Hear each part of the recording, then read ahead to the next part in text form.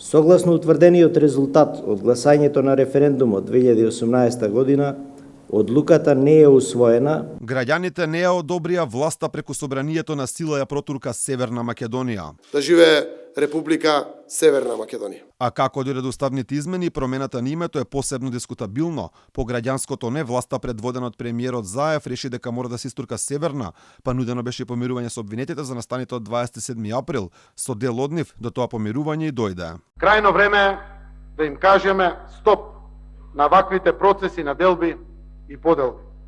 Малку сме, дури и родни ни фаќаме.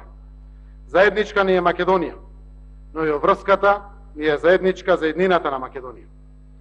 Кулминацијата стигна на 27 април 2017 година. Еве прилика да си простиме, да кажеме доста е, да покажеме дека учиме од грешките и дека сме пред се луѓе, браќа и сестри, роднини и пријатели. Изјава од ваков тип не би смел да дава еден премиер, бидејќи представува еден вид влијание врз судството, па наредниот ден власта го дообјаснуваше Зоран Заев. Тоа прва го стори неговата тогашна партиска заменичка и министерка за одбрана Радмила Шекеринска. Правдата и помилувањето не се исклучиви, туку тие се надополнуваат.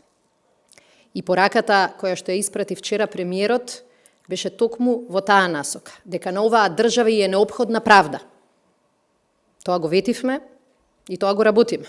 И покажуваме дека власта не е таа која што одлучува како треба да функционира правната држава. Не се меша и ги почитува основните правила. Па Заев и сам се дообјаснуваше, не станувало збор за никакво влијание врз судот, туку повик за прошка. Премногу е делби и поделби во Македонија. Апсолутно не ми паѓа на памет да влијам на институции, судови, обвинители. Но сите знаеме дека треба да се помириме. Треба да се простиме. Од тука делбите ни поаѓаат во државата, насекаде по вертикално ниво. И апсолутно сум за. Така изгледа моментите кога предлог уставните измени влегува во собранието, па потоа Заев тврдеше дека имал двотретинско мнозинство, но условите требало да бидат нормални. Треба да биде тоа во нормални околности. И да го има, тоа треба да биде во нормални околности. По 2 месеци Заев го доби она што го бараше, двотретинско мнозинство, но начинот на кој го доби според многумина беше далеку од нормален. 11 јануари беше денот кога официјално беше изгласана Северна. Вкупно гласа 81 пратениците, 81 за, воздржани нема, против нема.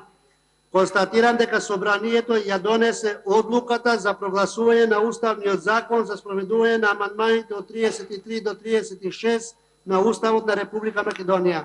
Власта неочекувано изненадувачки доби засилување до пратеници на опозицијата, а дел од нив на крајот си добија награда, видлива за целата јавност. Крсто Муковски, Сашо Василевски и Љубен Арнудов беа пуштени од притвор непосредно пред гласањето. Судските лавиринти неверојатно помогнаа за да гласа и Елизабета Канчевска-Милевска, која беше обвинета во случај на СЈО, но и Владанка Авировиќ, чиј син беше обвинет од СЈО и подоцна заврши со условна наместо затворска казна. Крсто Муковски за Емилија Александрова за. Референдумот беше неуспешен, па на крајот и покрај тоа што волјата на граѓаните не беше таква, собранието на и повеќе од чудни начини ги изгласа уставните измени и покрај промената на името Македонија сепак остана без ветената европска иднина.